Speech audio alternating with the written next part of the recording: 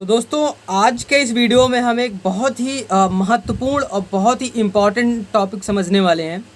दोस्तों हमारे समाज में मैंने देखा है कि पाप और प्रायश्चित को लेकर बहुत तरह की आडंबराएं यहाँ फैली हुई हैं। बहुत तरह के अफवाह फैले हुए हैं। अलग अलग लोगों का अलग अलग यहाँ पे तात्पर्य होता है कि पाप क्या है, प्रायश्चित क्या है। जब हम किसी पंडित से मिलते हैं तो वो हमें दूसरा चीज़ बताता है। जब हम किसी नॉलेजफुल इंसान से मिलते हैं, कोई कोई ज्ञानी से मिलते हैं, तो वो हमें अलग तरीके से बताता है पाप और प्रायश्चित। जब हम वैज्ञानिक नज़र से देखते हैं तो वो हमें और अलग तरीके से बताया जाता है। तो दोस्तों आज की इस वीडियो में मैं आपको अलग अलग फैक्ट के अनुसार आपको पाप और प्रायश्चित के बारे में बताने वाला हूँ कि शास्त्रों के अनुसार पाप और प्रायश्चित का क्या अर्थ है, भगवत गीता के अनुसार क्या अर्थ निकल रहा है और वैज्ञानिकों के अनुसार क्या इसका अर्थ निकल रहा है, और इंसान किस पाप और प्रायश्चित के नियमों को मान रहे हैं और किस में फॉलो कर रहे हैं। इस टॉपिक में हम इस वीडियो में इसके बारे में डिटेल में जानने वाले हैं। मैं वादा करता हूं कि आज की इस वीडियो में आप पाप और प्रायश्चित के बारे में पूरी तरह नॉलेजफुल हो जाएंगे और अगली बार से किसी अफवाहों में नहीं पड़ेंगे। वीडियो में बने रहें, वीडियो को पूरा देखें। नमस्कार दोस्तों, मैं हूं प्रांजुल मौर्य, IT सॉफ्टवेयर। हम बात करें पाप शब्द का अर्थ क्या निकल रहा है, तो इसका सीधा सा अर्थ निकल रहा है कि अपने धर्म और हितकारी आचरण से उल्टा काम करना। यानी जो आपके पुण्य हैं, जो समाज के प्रति हितकारी काम है, उनको छोड़कर आप अधर्म और अन्याय की तरफ बढ़ते हैं, तो इसका सीधा सा अर्थ पाप निकल रहा है। एक बहुत बड़े लेखक ने अपने बुक में लिखा है कि पाप एक अनैतिक काम है और यह ईश्वरीय कानून के उल्लंघन को फॉलो करता है। यानी कि अगर हम बात करें, जैसे हमारे समाज में होता है, जब कोई इंसान अपराध करता है तो वो पुलिस कानून के नियमों को तोड़ के वो काम करता है, तो उसको अपराध कहा जाता है। उसी प्रकार जब हम भगवान या ईश्वर के दिए गए रूल्स, नियम और उसके संविधान को जब हम तोड़ते हैं तो उसको कहते हैं पाप।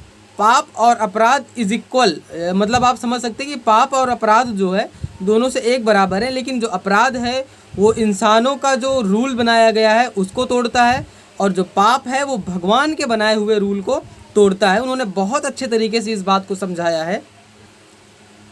दोस्तों शास्त्रों के अनुसार देख लेते हैं कि पाप का क्या अर्थ है।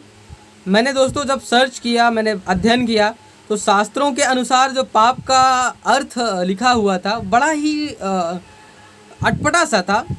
वहाँ पे लिखा ये था कि आवश्यकता से अधिक ठूस कर खाना खाना ही पाप है। मैंने जब पढ़ा तो मुझे बड़ा अटपटा लगा, लेकिन फिर मैंने उसका जब डिटेल पढ़ा तो मैं दंग रह गया। वहाँ पे लिखा यह था कि एक तो आप आवश्यकता से अधिक खाने की लालसा कर रहे हो, तो लालसा भी एक प्रकार का पाप हो गया। दूसरी चीज़, आप दूसरे जीव का खाना आप अपने लिए हस्तक्षेप कर रहे हो, यानी कि दूसरे का खाना भी आप खा रहे हो। अगर आपको जितने भोजन की आवश्यकता है उससे ज़्यादा आप खा रहे हो, तो कहीं ना कहीं ये आप दूसरे जीव का खाद्य पदार्थ भी आप अपने अंदर ले रहे हो, कंज्यूम कर रहे हो। तो शास्त्रों के अनुसार माना जाता है कि आवश्यकता से अधिक खाना खाना भी एक पाप होता है। आप ज़रा सोचो ये कितना अटपटा है, लेकिन एक्चुअल में शास्त्र ने ये चीज़ लिखा है। तो इसका मतलब है कि इस लाइन, इस फैक्ट के पीछे बहुत कुछ छिपा हुआ है। गीता के अनुसार लिखा गया है कि यहाँ परोपकाराय पुण्यस्य पापाय परपीड़नम, यानी कि अगर आप किसी के प्रति अगर उसके लिए आप परोपकार का काम करते हैं तो वो पुण्य है। अगर उसके लिए आप पीड़ा देने वाला अगर आप सोच रखते हैं, उसको आप पीड़ा देने की सोचते हैं, तो वो पाप कहलाता है। सीधा सा अर्थ यहाँ पे यही निकल रहा है कि अगर आप अधर्म करते हैं तो आप पाप कर रहे हैं। अगर आप अधर्म को करते हुए देख भी रहे हैं तो वो भी पाप ही कहलाएगा। अगर आप अधर्म को रोकते हैं तो वहाँ पे वो पुण्य कहलाएगा, क्योंकि आप वहाँ परोपकार कर रहे हैं। तो अब हम बात कर लेते हैं इस टॉपिक के बहुत महत्वपूर्ण पहलू के बारे में। वो ये है कि कोई इंसान पाप करता क्यों है। जी हाँ, सबसे बड़ा सवाल तो यही है कि क्या हम शौकीन हैं उस चीज़ के जो हमारे लिए नुकसानदायक है। हम जानते हैं कि पाप करना गलत है, लेकिन फिर भी हम पाप कर जाते हैं। तो इसका अर्थ भी समझना बहुत ज़रूरी है कि कोई इंसान पाप करता क्यों है। तो एक बहुत बड़े दर्शन शास्त्र ने लिखा है कि पाप करने या कराने का सबसे बड़ा जो कारण है वो है आपकी कामना, यानी कि आपकी इच्छा। आपकी इच्छा ही आपसे पाप कराती है। आपके इच्छा के कारण ही आवश्यकता से अधिक लोभ उत्पन्न होता है और वही लोभ धीरे धीरे करके आपके गुस्से और क्रोध में बदलता है।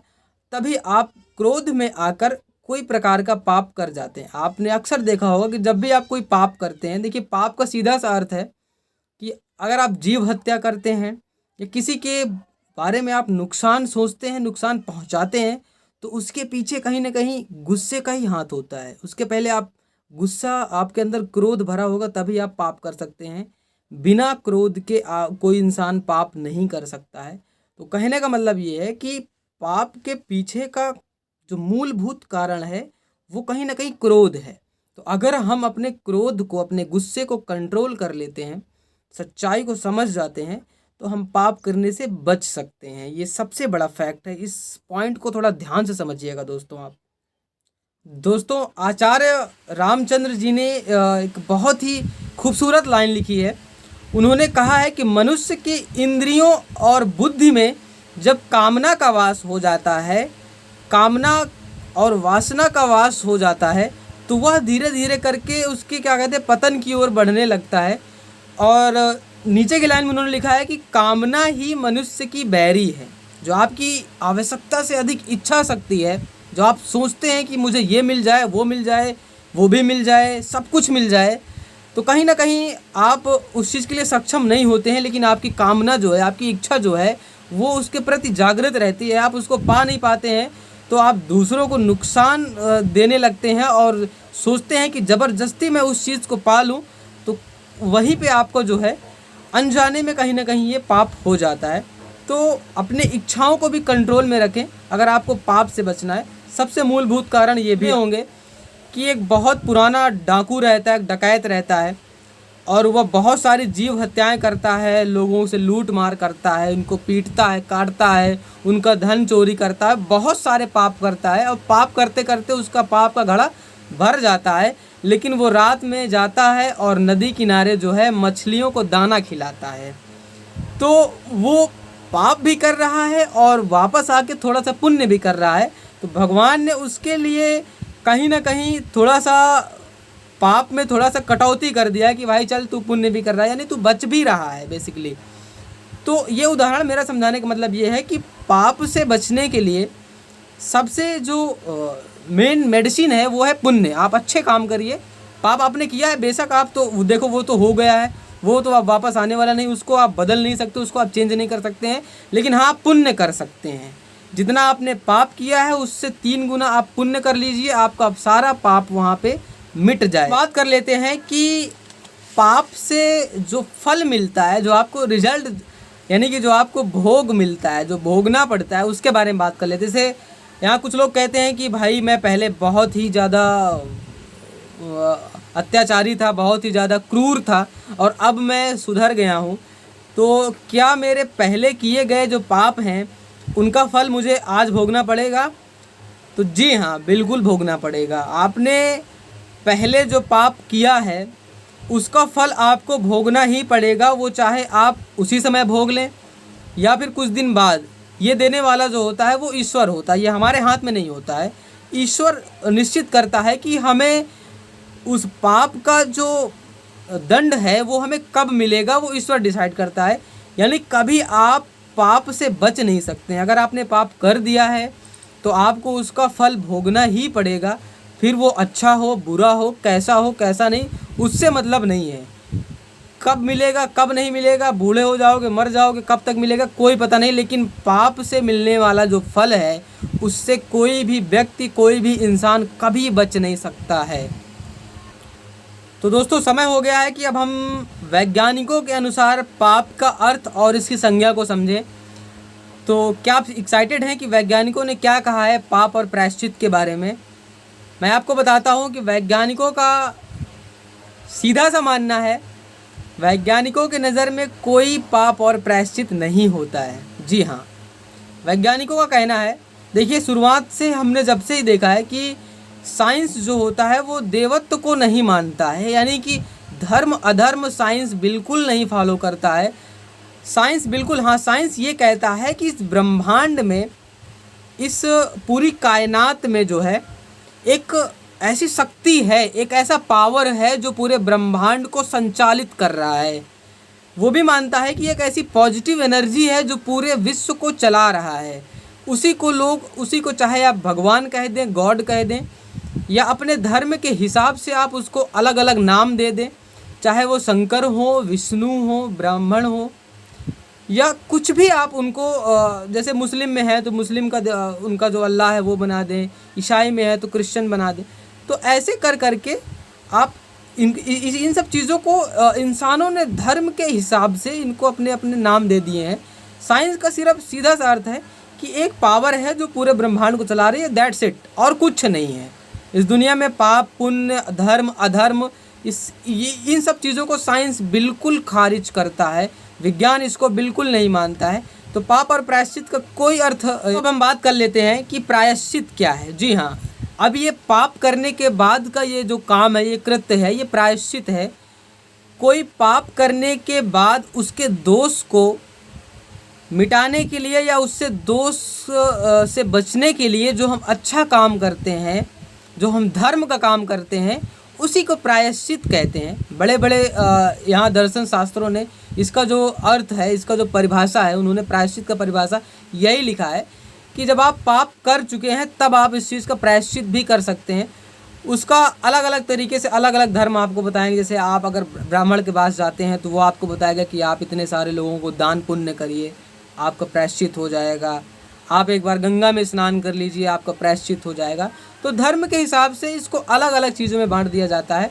लेकिन अगर मैं पर्सनल थिंकिंग की यहाँ पे बात करूँ कि एक्चुअल में इस संसार में, इस वर्ल्ड में क्या पाप और पुण्य का एग्जिस्टेंस है, क्या ये इनका क्या अस्तित्व है, तो मेरे हिसाब से मैं 100% तो श्योर नहीं हूँ, लेकिन हाँ 80% मैं श्योर हूँ कि पाप और पुण्य का अस्तित्व है इस दुनिया में। क्योंकि मैंने खुद फील किया है, मैंने अपने पर्सनल लाइफ में इसको अप्लाई किया और इसको मैंने देखा है कि जब भी मैंने कुछ बुरा काम किया तो उसका रिज़ल्ट मुझे मिला है, बिल्कुल मिला है, और उसका रिज़ल्ट नेगेटिव भी मिला है। कभी पाप का रिज़ल्ट पॉजिटिव नहीं मिलेगा, आपको नेगेटिव ही मिलेगा। अगर आप दूसरे को पीड़ा दिए हो तो आपको भी दुख मिलेगा ही मिलेगा। अगर आप किसी को पीट के आए हो तो पीट के आने के बाद आप घर में आपको कोई अनफॉर्चुनेट चोट लगती ही लगती है, वो फिर चाहे वो आपका चेयर में फंस के उंगली लग गई हो, या कोई ईंट गिर गई हो, या कोई डंडा लग गया हो, आपको इनडायरेक्टली उसका जो पेन है वो सहना पड़ेगा। जितना पेन आप दूसरे व्यक्ति को देकर आए हो वो आपको पेन आकर खुद सहना पड़ेगा ही पड़ेगा, यानी हिसाब बराबर होगा ही होगा। ऐसा कभी नहीं हो सकता है कि आप किसी को पीट कर आओ और आप सहिंसाओं की तरह आप जियो, आपको कुछ नहीं होने वाला, बिल्कुल नहीं। आपको भी उतना ही पेन सहना पड़ेगा जितना पेन आपने उस व्यक्ति को देकर आए हो। जी हाँ, तो मुझे लगता है कि पाप और पुण्य का एग्जिस्टेंस इस दुनिया में है, बिल्कुल है। देखिए, मैं भी एक साइंस का स्टूडेंट हूँ और विज्ञान की बातों में ही मैं ज़्यादा बिलीव करता हूँ। क्यों बिलीव करता हूँ, इसके पीछे का कारण भी ये है कि आज मेरी नज़रों के सामने जितनी भी चीज़ें मैं देखता हूँ उन सबको विज्ञान ने ही दिया है। जी हाँ, मतलब आर्टिफिशियल चीज़ों की बात कर रहा हूँ। कुछ चीज़ों को विज्ञान ने दिया है और कुछ चीज़ों को नेचर ने दिया है। नेचर ने क्या क्या दिया है, जैसे पेड़ पौधे, आसमान, पानी, पहाड़, नदियाँ, हवा, ऑक्सीजन, वो सब नेचर ने दिया है। तो कहीं ना कहीं यहाँ पे आप किसी चीज़ को नकार नहीं सकते हैं। आपको विज्ञान को भी मानना है और भगवान को भी मानना है। आप किसी एक चीज़ पे फिक्स नहीं हो सकते हैं कि आप सोचें कि केवल और केवल भगवान को ही माने, विज्ञान को भूल जाएं, तो ये भी मूर्खता है। और ये भी नहीं हो सकता कि केवल और केवल आप विज्ञान को माने और भगवान को भूल जाएं, ये भी नहीं हो सकता। तो हमारे आँखों के सामने, हमारे विजुअलाइजेशन के सामने दोनों चीज़ दिखाई देती हैं। विज्ञान की बनाई हुई चीज़ें भी हैं और भगवान की बनाई हुई भी चीज़ें हैं। विज्ञान हमने जैसे अगर हम साइंस की बात करें तो साइंस ने, जैसे हम एक हाउस की बात कर लें, रूम में बात कर लें कि मेरे कमरे में अभी लाइट लगी हुई है, फ़ैन लगा हुआ है, कूलर लगा हुआ है, टेबल, चेयर, कुर्सी, एवरीथिंग, ये सब कुछ साइंस की देन है। लेकिन जो मैं सांस ले रहा हूँ ये भगवान की देन है, इसको साइंस ने नहीं बनाया है। कोई ऐसी टेक्नोलॉजी नहीं है जिसने ऑक्सीजन का लॉन्च किया हो और पूरे विश्व में उसने ऑक्सीजन फैला दिया हो। नहीं, ये ऑक्सीजन, ये हवा, ये हमें भगवान ने ही दिया है, ये नेचर ने ही दिया है, तो इसको हम नकार नहीं सकते हैं।